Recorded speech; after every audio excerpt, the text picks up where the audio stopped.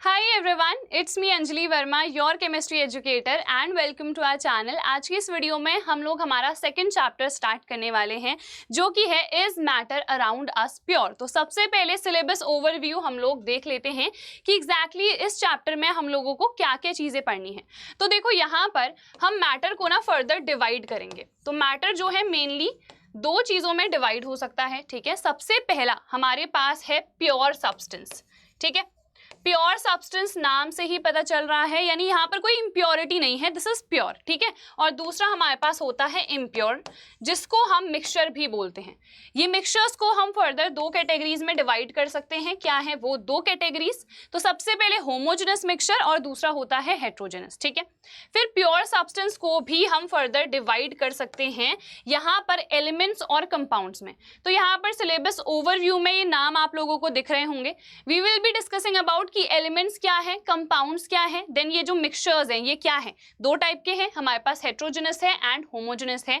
ये क्या है? फर्दर जो हेट्रोजेनस मिक्सचर्स होते हैं उनको हम दो कैटेगरीज में डिवाइड करते हैं, कोलॉइड्स एंड सस्पेंशंस। और जो होमोजेनस मिक्सचर्स होते हैं उनको हम सॉल्यूशंस बोलते हैं या फिर ट्रू सॉल्यूशंस भी आप कह सकते हो, ठीक है। फिर हम फिजिकल एंड केमिकल चेंजेस को भी स्टडी करते हैं। ये थोड़ा सा पोर्शन हमारे नेक्स्ट ईयर भी काम आता है क्लास 10th के फर्स्ट वाले चैप्टर में, ठीक है। उसके बाद यहाँ पर जो सेपरेटिंग टेक्निक्स हैं वो इस चैप्टर से डिलीट हो चुकी हैं। काफ़ी ज़्यादा डिटेल में वो टॉपिक्स थे बट अब डिलीट हो गए हैं, तो हमें पढ़ने की कोई ज़रूरत नहीं है। तो यहाँ पर ये जो छोटा सा चार्ट मैं आपको बना के दिखा रही थी ना, वो यहाँ पर इन अ वेरी नाइस वे बना हुआ है। तो देख लेते हैं। देखो, मैटर को हम दो कैटेगरीज में डिवाइड कर सकते हैं। अब किस बेसिस पे हम करते हैं कि इस मैटर को हम फिजिकली सेपरेट कर पा रहे हैं या नहीं। फिजिकल प्रोसेसेस से, यानी कि कोई केमिकल वहां पर रिएक्शन या प्रोसेस नहीं हो रहा है, ठीक है। अगर आप नहीं कर पा रहे हो विच मीन्स वो एक प्योर सब्सटेंस है, यहाँ पर कोई इम्प्योरिटी प्रेजेंट नहीं है। अगर आप फिजिकली सेपरेट कर पा रहे हो तो उसको आप एक मिक्सचर बोलते हो, यानी कि इम्प्योर सब्सटेंस, ठीक है। प्योर सब्सटेंस को भी हम फर्दर दो कैटेगरीज में डिवाइड करते हैं ऑन द बेसिस ऑफ कि वो केमिकली डिकम्पोज हो सकता है या नहीं।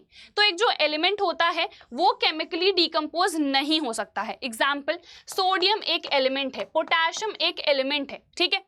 और अगर वो केमिकली डिकम्पोज हो जाता है तो वो एक कंपाउंड कहलाता है। जैसे H2O, ये वाटर है तो ये एक प्योर सब्सटेंस, बट इसको भी हम फर्दर हाइड्रोजन और ऑक्सीजन में डिकम्पोज कर सकते हैं, इसीलिए ये एक कंपाउंड है ना कि एलिमेंट, ठीक है।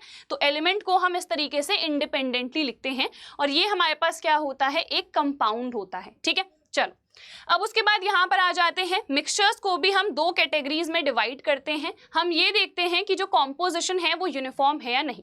एग्जाम्पल देखो, अगर मैं पानी ले रही हूँ, ठीक है, दिस इज वाटर, इसमें मैंने शुगर ऐड कर दी, तो आपको पता है जो शुगर है वो पानी में इजीली घुल जाती है। देख के मैं नहीं पता लगा सकती हूँ कि इसमें चीनी है या नमक है या इन दोनों में से कुछ भी नहीं है, तो वो होता है होमोजेनस मिक्सचर, ठीक है। कॉम्पोजिशन अगर यूनिफॉर्म है विच मीन्स होमोजेनस मिक्सचर उसको हम बोलते हैं, जिसको हम सोल्यूशन या ट्रू सोल्यूशन भी कहते हैं। और अगर कॉम्पोजिशन यूनिफॉर्म नहीं होता है, ठीक है, जैसे आपने दही लिया, उसमें आपने कुछ फ्रूट्स डाल दिए, तो वो क्लियरली मुझे दिख रहा है कॉम्पोजिशन यूनिफॉर्म नहीं है। मुझे दिख रहा है कि इस चीज में ऑलरेडी दो चीजें हैं, फ्रूट्स भी है, दही भी है ना। तो विच मीन्स वो हेट्रोजेनस मिक्सचर कहलाएगा। आई होप ये ओवरव्यू क्लियर हो गया होगा। ये फ्लो चार्ट बहुत इंपॉर्टेंट है। अगर ये चीज समझ में आ गई तो मोटा मोटा आपको ऊपर से सब कुछ समझ में आ ही गया है, ठीक है। अब हमें थोड़ा सा और डिटेल में देखना है। तो यहाँ पर फर्दर हम एलिमेंट्स को देख लेते हैं। इनको भी हम तीन कैटेगरीज में डिवाइड कर सकते हैं, मेटल्स, नॉन मेटल्स और metalloids. Next year class 10th में हमारा चैप्टर है मेटल्स एंड नॉन मेटल्स के बारे में, वहां पर हम इसको डिटेल में देखेंगे, बट बेसिक आपको पता ही है। मेटल्स क्या होते हैं? ऐसे सब्सटेंसेस होते हैं जो कैटायंस बनाते हैं और जो भी अच्छी प्रॉपर्टीज होती हैं वो मेटल्स की ही होती हैं। ये एनायन बनाते हैं और इनकी बुरी प्रॉपर्टीज होती हैं। बुरी एज इन कि ये हमारे पास गुड कंडक्टर्स होते हैं हीट के, इलेक्ट्रिसिटी के, बट ये पुअर कंडक्टर्स होते हैं। ये बहुत ज्यादा शाइनी होते हैं, ये बहुत ज्यादा डल होते हैं।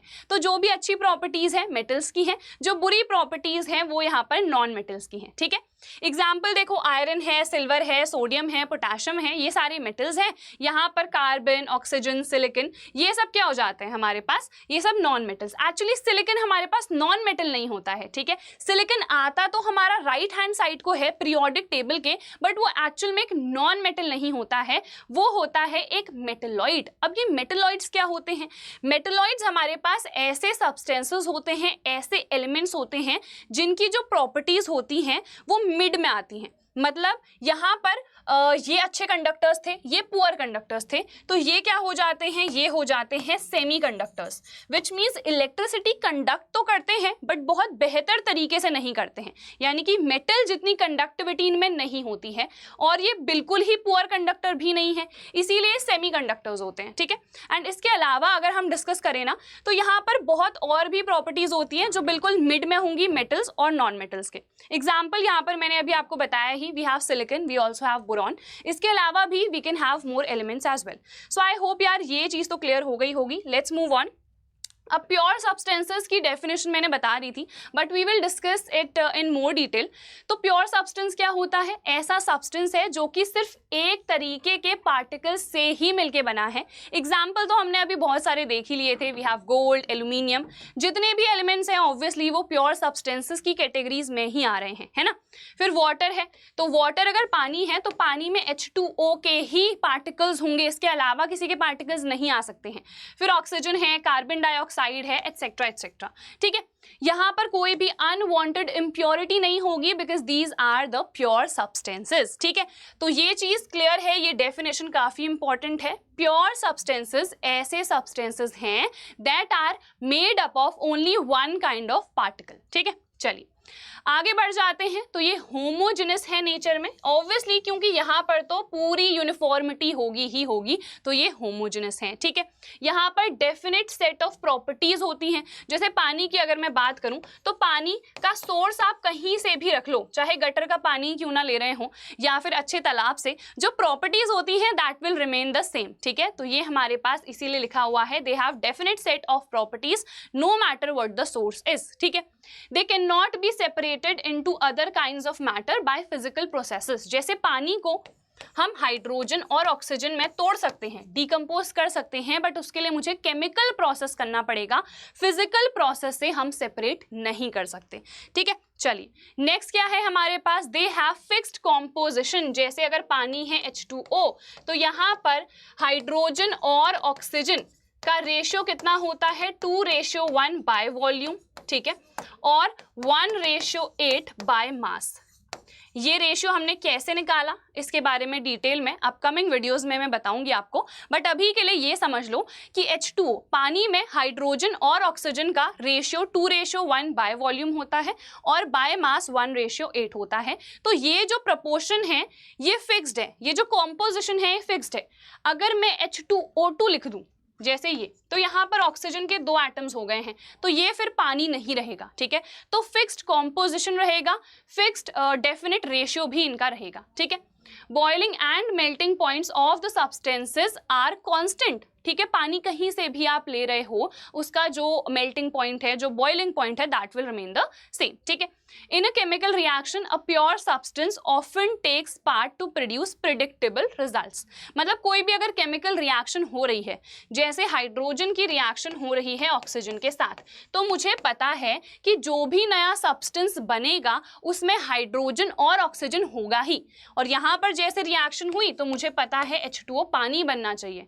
तो जो भी हमारे पास, ये भी तो प्योर सब्सटेंसेस ही है ना, तो ये जब प्योर सब्सटेंसेस जुड़ रहे हैं, कंबाइन हो रहे हैं, जो नया सब्सटेंस बन रहा है वो कहीं ना कहीं हमें पता रहता है कि क्या बनेगा, इसीलिए हमने यहाँ पर लिखा है कि प्रिडिक्टेबल रिजल्ट्स हमें पता रहते हैं कि क्या बनेंगे, ठीक है। तो क्लियर हो गया, ये सारे हमारे पास कैरेक्टरिस्टिक्स थे। प्योर सब्सटेंस क्या है वो भी हमने डिस्कस करा। देन ये जो मेन मैटर का फ्लो चार्ट है, this is the most important, इसको अच्छे से याद कर लो, चाहो तो स्क्रीनशॉट भी ले सकते हो, एंड दैट इज इट।